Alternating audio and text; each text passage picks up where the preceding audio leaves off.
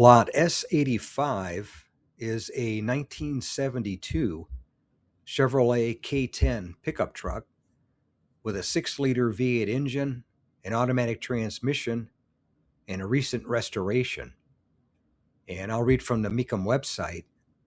Odometer reads 478 miles, and the highlights are recent restoration, short bed stepside, 6-liter LS V8 engine, 4L60E automatic transmission, NP241C transfer case, locking hubs, Dakota digital dash, Line-X spray-in bed liner, bed cover, new leaf springs, bushings, and shocks, new 16-inch Raceline aluminum wheels, new BF Goodrich all-terrain tires, rebuilt differential lockers, power steering, 4-wheel power disc brakes, CPP rear disc brakes, metallic blue finish,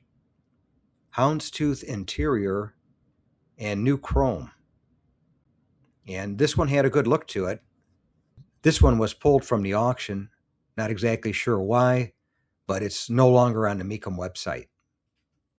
Thanks again for watching. I appreciate it.